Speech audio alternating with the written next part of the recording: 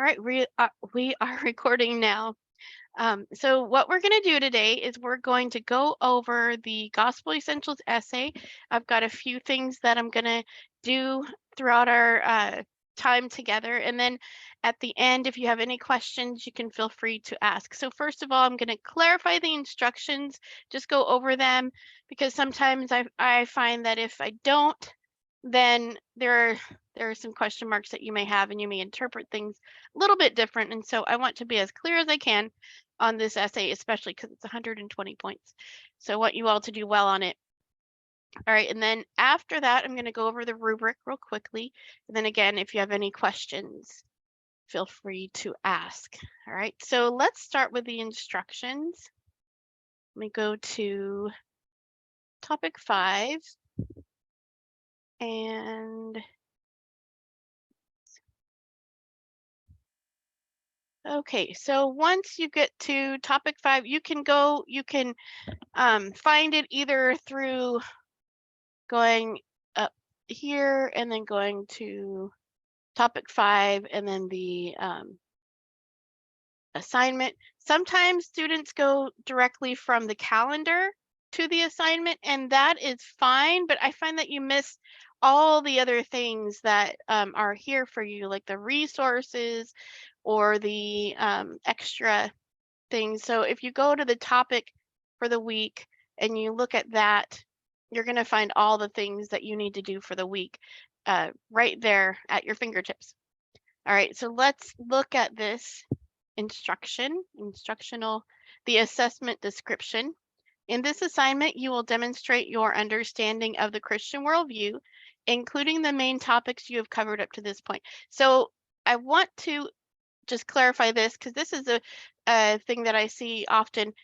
Your understanding of the course materials, like the way that this class is teaching you the Christian worldview, the historic, traditional Christian worldview. So that includes Protestant, Roman Catholic, and Eastern Orthodox. Those are the 3 branches of the Christian worldview. So it's not necessarily your personal view of the Christian worldview. It is what is it that makes up the Christian worldview for millions of believers across the globe. And these are the things that we have found traditionally and historically that are the same throughout and consistent throughout those 3 different branches. So this includes the main topics.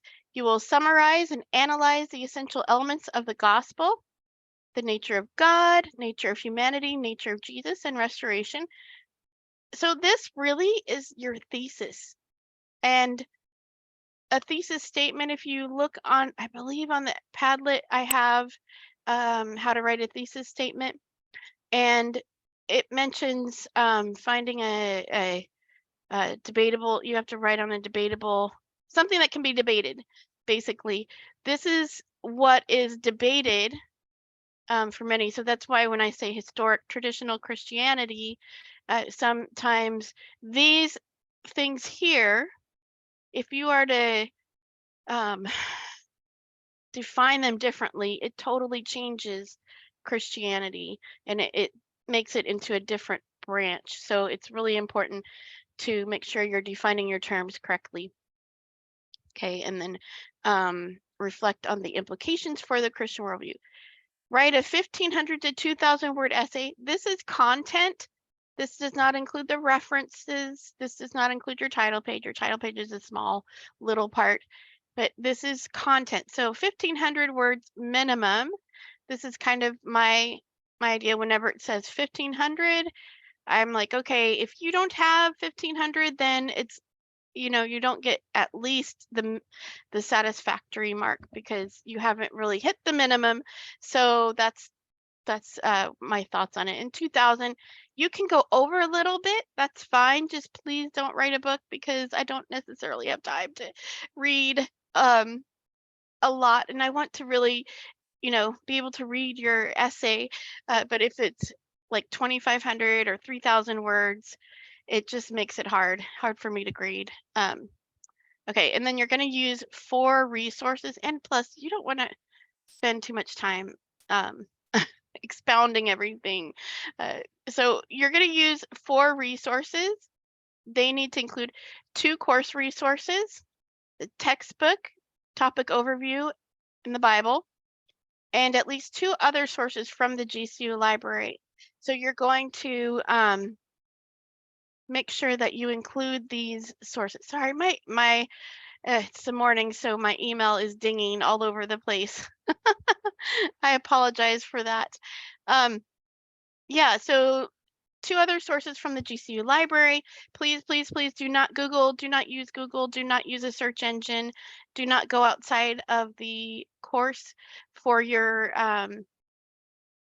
information or your research. We have everything that you need within the library and within the Halo Learn course. So everything you need is here. And the Bible counts as one resource, regardless of how many times you use it or how many verses you cite. So something to remember, whenever it's asking for supporting detail in each paragraph, you're going to want to use the Bible. I would suggest 2 sources, at least 2 sources in each paragraph. That way you're bringing enough supporting detail into your content. So the Bible and then another source, I would say, because the Bible is your primary source of information. And then the textbook and topic overview just kind of confirm what the Bible would say. And whatever, if you find a good, solid, peer-reviewed article or a ebook from the library. And I can mention how to do that as well. Okay. Continuing on, begin your paper with an appropriate introduction, including a thesis statement to include the purpose of the paper, present the gospel essentials, nature of God, nature of humanity, nature of Jesus, and restoration. And like I mentioned, this is the thesis statement. Introduction, you have a hook, then you have a thesis statement, and make sure that it's just one sentence. Make it just clear. I mean, you could even say, the core beliefs of the Christian that make up the Christian worldview are the nature of God, nature of humanity, nature of Jesus, and restoration, something like that. Sorry, that's off the top of my head. I would have to think it through a little bit more, but basically just make a statement. And if you were to say that, that can be debated, because then other people might say, well, that's not what actually makes up what it means to be a Christian. It's acts of kindness, service. It's how to, feed the poor, all that. But this is what, this is the position, the historic position that the church has taken for thousands of years since it was birthed. So there is research done. And so anyways, that is what you're going to present. And then the Christian foundation and an analysis of the implications of the Christian worldview. So in your first paragraph, you're going to write your thesis statement, and then you're going to say, you could say this constitutes the Christian foundation, and this this essay will analyze the implications of the Christian worldview, something like that. Again, that's off the top of my head. You're going to have to think it through and how to put it all together individually for you, but I'm just trying to throw out an idea to start from. Okay, you can use the Gospel Essentials essay template, which is down here, or you can use the help aid template. And basically, all I've done is I've taken the rubric and I've situated it inside of the template down here. So basically, if I were talking to you in person and we were sitting down together, I would be like, okay, this is how you are, this is what you should do for this paragraph. This is what you should include for this paragraph, and just kind of go over it point line by, well, not line by line, but paragraph by paragraph, the best way that I could. So that's what this is about. All right, and then your second paragraph is going to be the nature of God. And when you are using the template, do not don't delete the nature of God subheading or these subheadings. Just keep them in the essay. You need the subheadings because it keeps your essay organized well. And it's just good to see, okay, this is what you're talking about and this is what you're talking about. Sometimes if it all bleeds, it's hard for you to read. And anyways, the subheadings are there to help you as well. You're going to want to answer these questions. What is the triune God like? So the Trinity. What are God's characteristics? We talked about this in topic 2, a DQ2. Kindness, his attributes, his loving, omnipotent, omnipresent. The triune God, we've talked about the Trinity in topic, a little bit in topic 2, a little bit in topic 3, a little bit more in topic 4. And this week, I need to post some things to make sure that I've covered it all, so you have a better understanding. It's a hard concept to understand. I don't know that we'll fully ever understand it, but it's a beautiful picture of God, his diversity and unity working together. So then you have his creation. So I don't want to see like day 1, day 2, day 3, like a point by point, but just summarize the creation story. And then you can say God created all things, and then you can kind of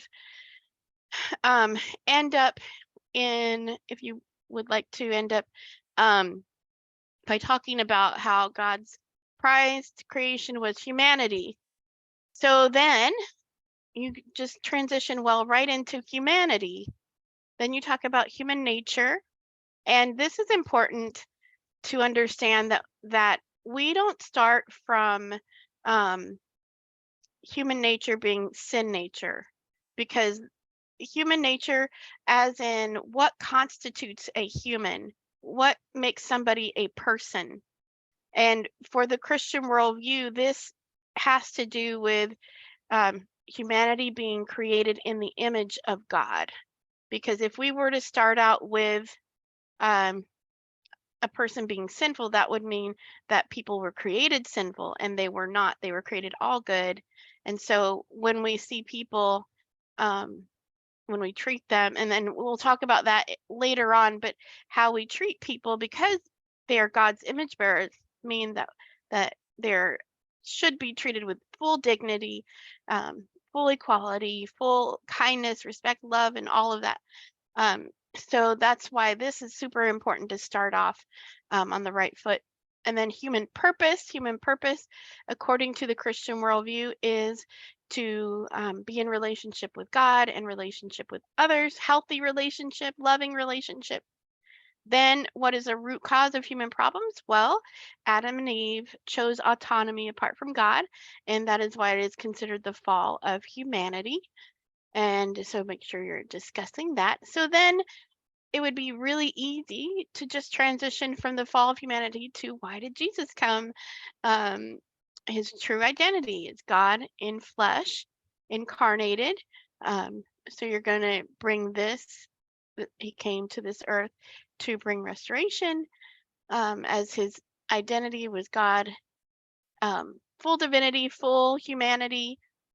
And then Jesus's kingdom purpose was to come to restore through the cross. The cross was his purpose, to go to the cross, to die on the cross for a sacrifice, so that he could bridge that gap between that broken relationship, because God is holy. He cannot be near sin. Sin is contrary to who he is. And so when Adam and Eve sinned, they broke that. And so Jesus came to take our place and to justify us between us and God. So the kingdom purpose, you'll get to talk about that in the restoration part. So it just transitions nicely. I'm getting a little ahead of myself here. But his kingdom purpose was to go to the cross. His identity and work significant for the Christian worldview because everything is centered around what happened on the cross and the resurrection. Restoration, what is the solution to human problems according to the Christian worldview? Well, if you've ever been in Sunday school, or if you've ever seen a skit from Sunday school from kids and somebody asking them a big Bible question, and then they raise their hand and they say Jesus. That's a simple answer to a complex, but basically Jesus being sent to this earth to restore humanity was the solution to the problem of sin and the curse of sin on humanity. What role do grace, faith, and repentance play in Christian salvation? It is by grace we are saved through faith in Christ, not by works, but faith and repentance. And then how do Christians think that the transformation of self and society happen? Well, if you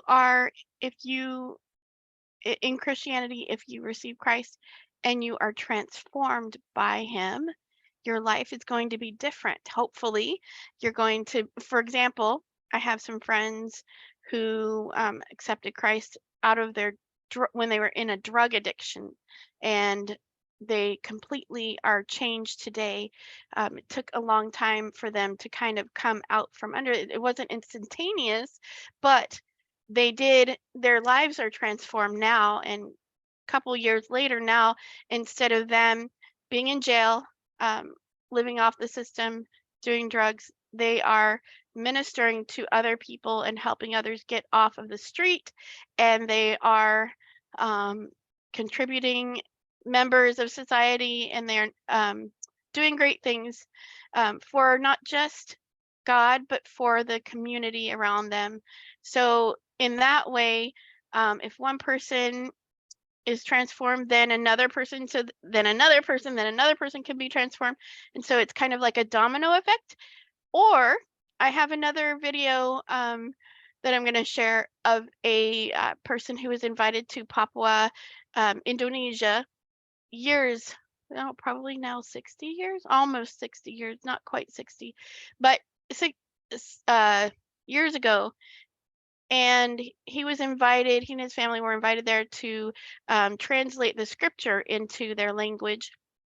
And it was a tribe that were headhunters, and they had intertribal wars going on constantly. And so once this family came, it just started to get worse and worse. And eventually the missionary said, hey, I cannot stay here with my family. They are in danger, and I need to take my family, and we're going to leave. And the tribe really wanted them to stay. They said, no, no, no, we are going to do what we can. We're going to make peace with our neighbors. And so what they did is they had this ceremony where they took a baby, and I don't know if this was like a baby from the main chief's family or what, but they gave the baby to the other tribe that they were warring with to take care of. So this baby would grow up in this tribe, and it considered the peace child. And so it clicked with this missionary. That's what Jesus did. That's what God did when he sent Jesus into this earth. He made him the peace child for you know within humanity. And so it resonated with them. He shared that with them, and they accepted it. And their whole community, their whole society changed. They were no longer angry. They started to love each other. And instead of dying off, which was one of the main concerns of the tribe, is that they were dying off. They have flourished now. And so the video that I'm going to show, sorry, this is a long trail, but the video that I'm going to show is 50 years later. What does it look like after they accepted Christ and they started to flourish? And it's really cool. They have this big ceremony for him as he comes back. His sons bring him back. And I think this was like a year or two before he passed on. So it's one of my favorite videos to watch, and I cry every time. But anyways, so you've got a couple of ways transformation of self and society. There's probably more, and also the contributions that Christianity has made to education, to the way that we look at orphans, orphan care, the way that we treat women, schools, hospitals. There's a lot of different things. All right, and then Christian foundation. So out of all of this, you're going to summarize the concepts of the gospel of essentials, nature of God, nature of humanity, nature of Jesus, and restoration. So how are these concepts here? How are they not? You've identified the what. So how are they essential to the Christian worldview? What does that look like? And then you have the analysis of the implications of the Christian worldview. So based on these previous 5 prompts, this is your chance to analyze. So you can look at your worldview if you have a differing worldview than Christianity, and you can use that as an analysis. You can use a different worldview to compare and contrast some things if you'd like to. But here are the questions that you have to kind of follow. What are the benefits or strengths of the Christian worldview as it relates to human value and dignity? So if you go back to the nature of humanity, again, being created in the image of God, that adds human value and dignity because we are not just animals. There is something divine, something sacred within each human that we value, and it's like, one step above. So it's more of a person, the personhood. So you should value and give people dignity. Not that you shouldn't value animals, but there's just a difference. Compare the Christian concept of salvation to any other worldview perspective. Here is where you can compare and contrast a different worldview perspective. And you're going to want to make sure you bring in supporting details here and here to make sure you are connecting that in so that it's strong, and it's like, okay, this is academic. This is a strong point. You made a good point and you used good, solid details to support that. How does the Christian worldview influence a person's thinking and behavior? Hopefully, it shifts their thinking, and then because of their belief, it will shift their behavior. That's the hope. That's the thing that many have experienced. Sometimes people who call themselves Christians do not act very Christian-like, and you could even use that idea here. What do people find troublesome or confusing about Christianity, and why? There's a lot of things done in the name of Christ that are not very Christ-like. So people find that troubling. Or you could talk about the Trinity. I know that the Trinity is a really tough concept to understand. Or there might be something else that you have on your heart that you want to share here. So kind of feel free to go in a direction that you would like. Okay, conclusion, synthesize the main points, pulling the ideas of the paper together. So in this conclusion, you're going to restate the thesis statement in a different way, not in the same way as the intro. You're not going to copy and paste it down into the conclusion, but you're going to restate it in a different way, and then you're going to pull all the ideas together and just wrap things up. All right, now let's go to the rubric. And I'm going to take a little bit of a longer time on the first one, because once I do that, then I'm just going to fly through the rest of them. So hang on. We are just about done. Okay, so every part of this essay has a rubric criteria. And if you've wondered how teachers grade, how instructors grade, this might give you a little bit of insight. Okay, so this has the criteria description, which is in the instructions: the nature of God, the triune God, his characteristics, his creation, according to the Christian worldview. The target is what you want. That would be excellent. A paper provides a well-developed, clear, and thorough description of the nature of God. So if you miss any one of these 3, you won't get target. If you are under the word count, you won't get target. And then, according to the Christian worldview with relevant insights, your supporting details. So this right here, number 2, is where instructors really look for that connection with the course materials, and the GCU library resources. Now, because this is APA formatting, how am I going to know if your supporting details utilize course materials or the GCU library resources? The only way I can know 100% sure is if you're using in-text citations.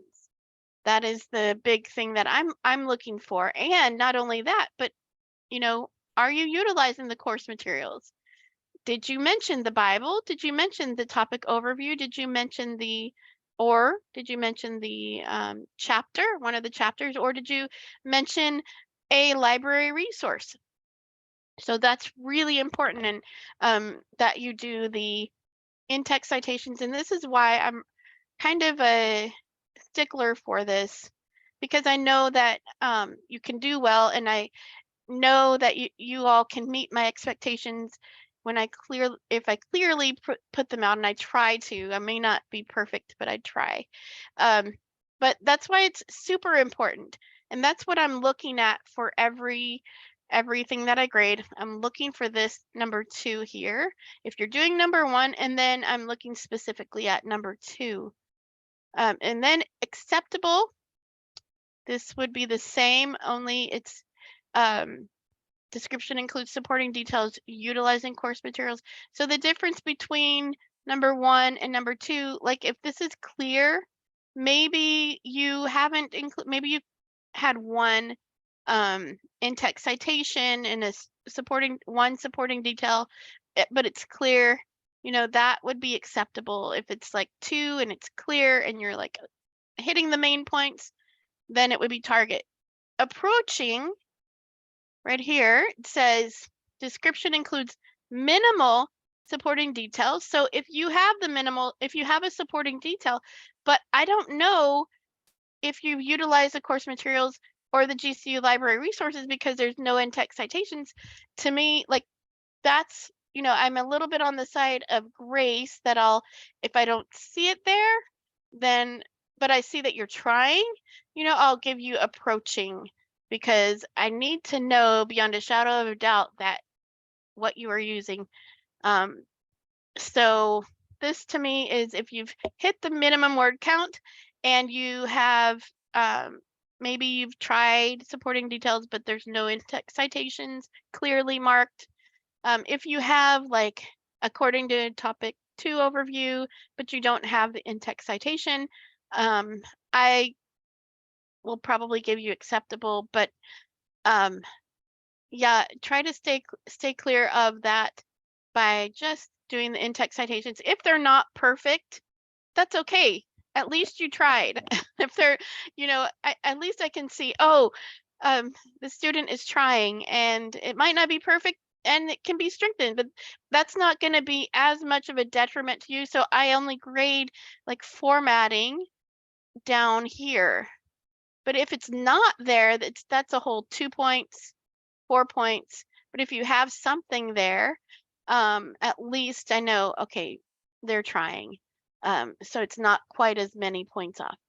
Insufficient would be you didn't get the word count, you missed one of these 3, or you don't have any in-text citations, there's no supporting details, it's kind of all over the place. And then this would be if you're not on topic, or if you don't have that there.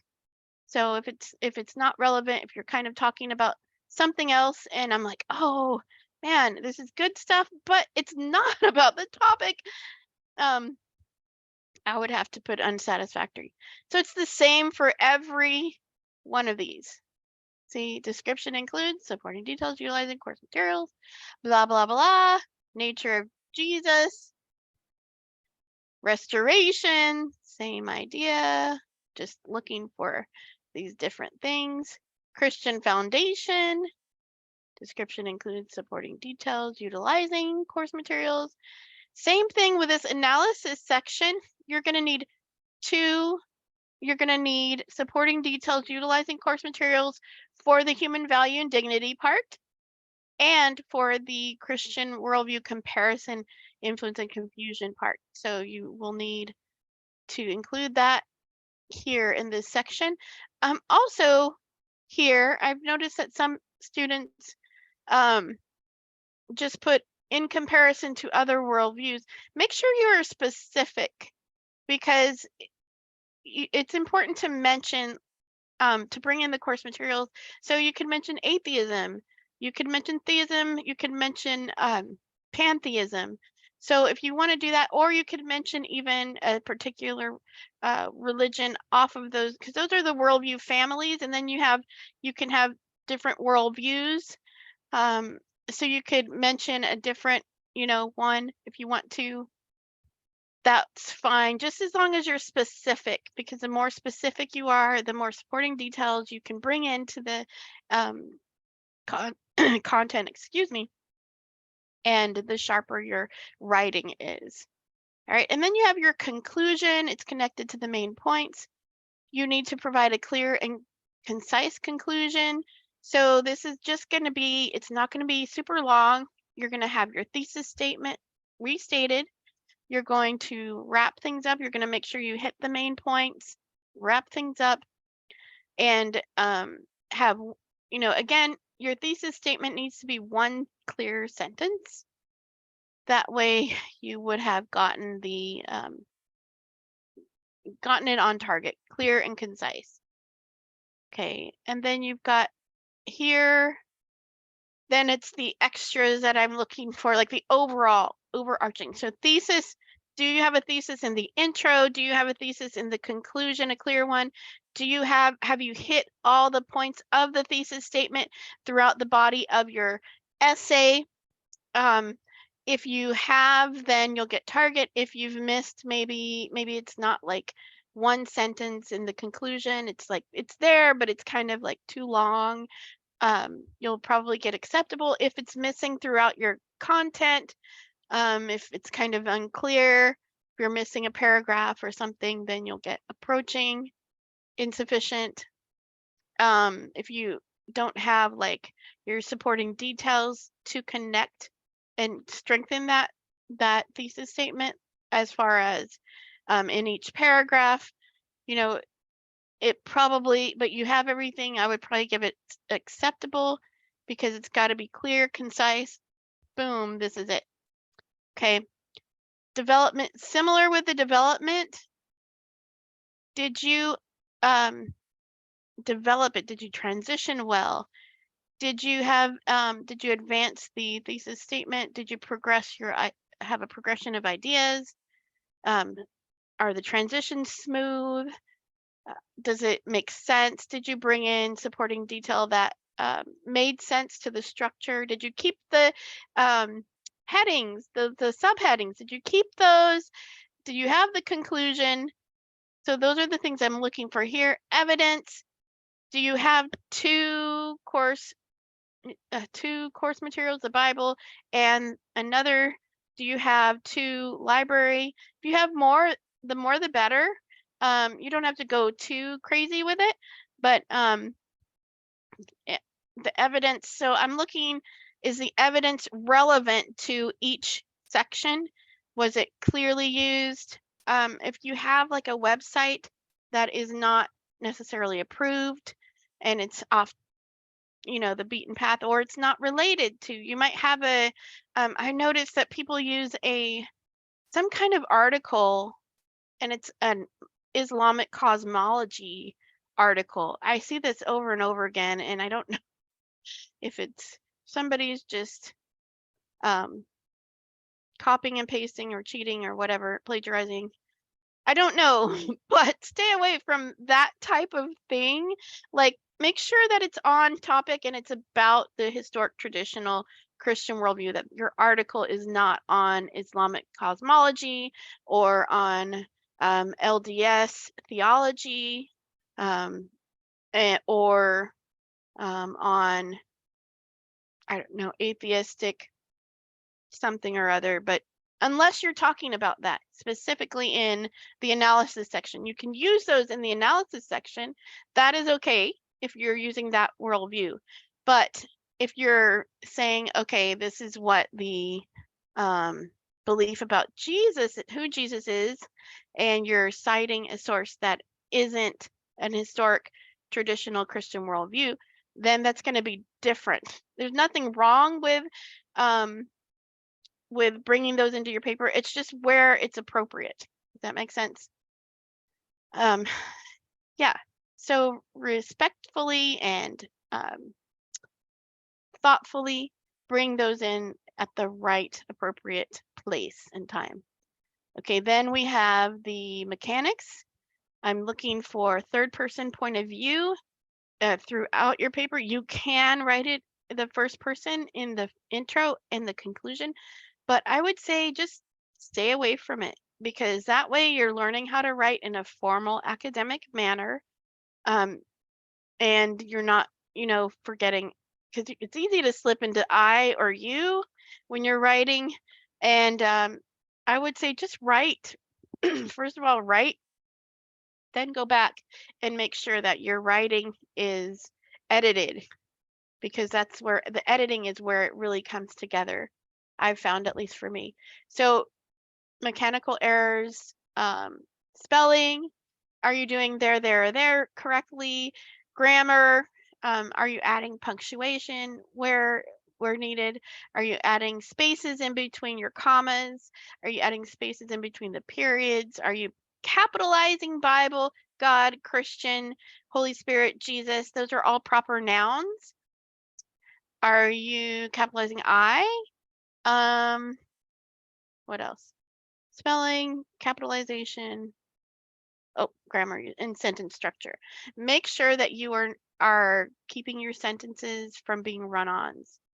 That's my problem, is writing run-ons. I always struggle with that because I'm just like thinking and I'm writing. I'm like, okay, blah, blah, blah, blah, blah, blah, blah, blah, blah. Oh, wait a minute. That's really a long sentence. How can I shorten it? So that's a way to just go back and look over that paper. Then format and documentation. You are supposed to use APA. Don't look at the rest of these. APA 7th edition, formatting. If there are no errors and you've done it correctly in your references and your in-text citations, then I'll give you target. If maybe you've made some mistakes throughout, minor mistakes, I'll give you acceptable.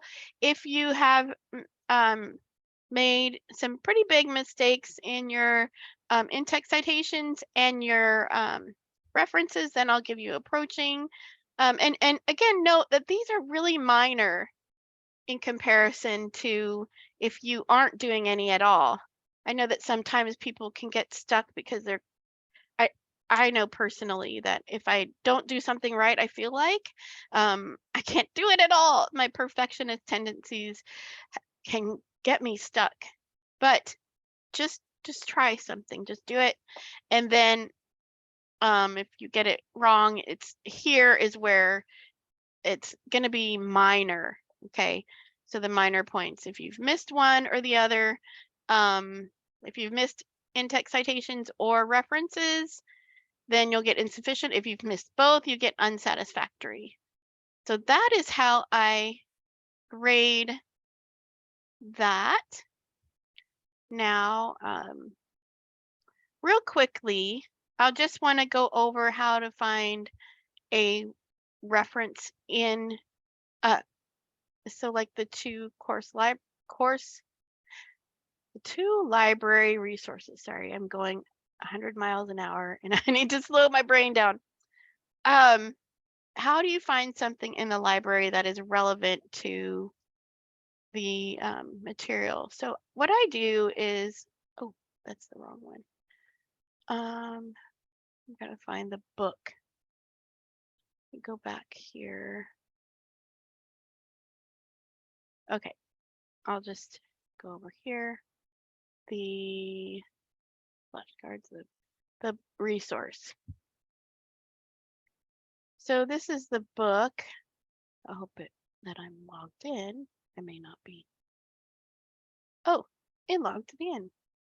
Awesome. All right, so, oh, it actually is right where I need it to be. So this is the end of a chapter. This is chapter, I'm not sure. It's chapter 3 by Dr. Diffie. Okay, so you go to the end of the chapter.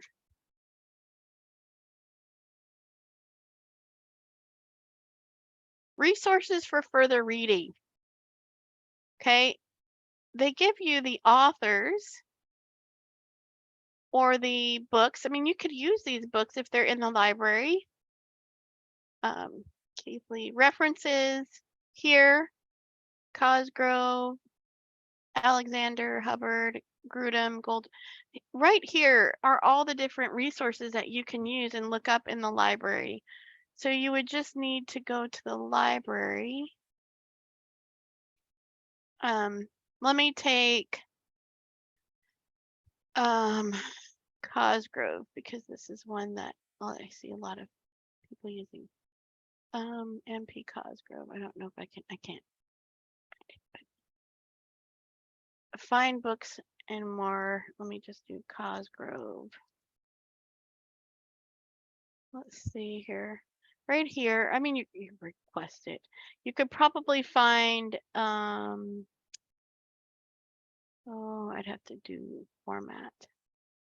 Or you can always put in, let's just say Jesus's Divinity. I think I've looked that one up before. Okay, here's an online book, Instruments of the Divinity. Wow, that's different. The meaning of Jesus. The Word made flesh. Okay, here's one. Ian McFarland, and you can go here.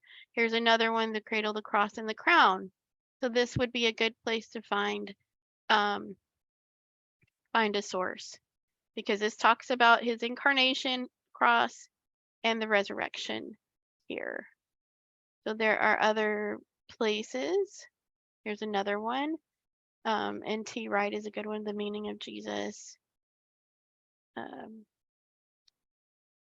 Okay, so that, I mean, you're going to find it, you're going to have to kind of look through it and see what you can find. I mean, if it's like if it kind of looks too theological or too crazy, just keep scrolling until it's something simple that you're like, oh, this makes sense. Christ the Lord, the meaning of Jesus in the early church, that might work, but the deity of Christ, other sermons translated from the French by Calvin, that's a little bit too far back. I would say you don't need John Calvin's sermon. I just, look here, it's 2016. You want to try to keep it current. All right. And I mean, you can do that with other topics too. Let's see here. The fall, I don't know if this will work. The fall of humanity. Let's see what happens there.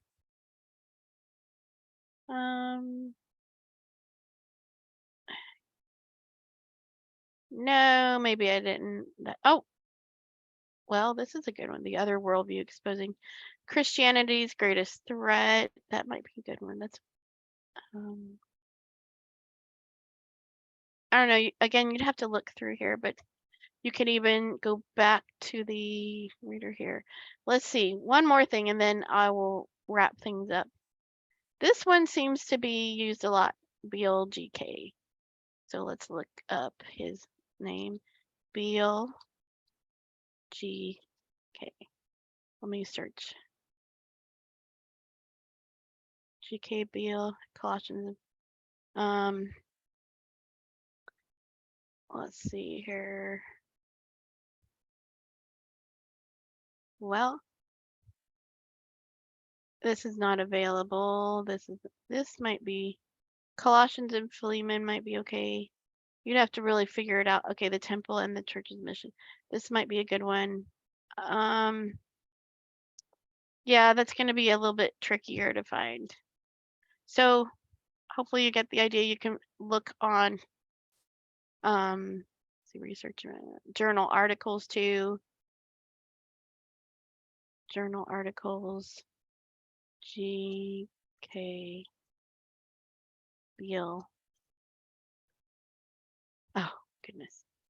Okay. I thought I was logged in.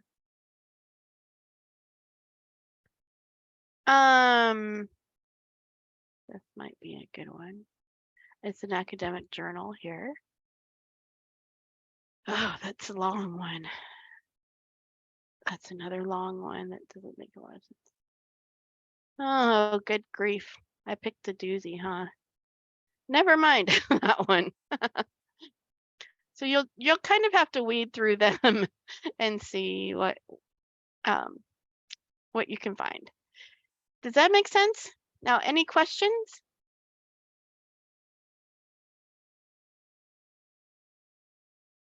All right, Luis gave me a thumbs up.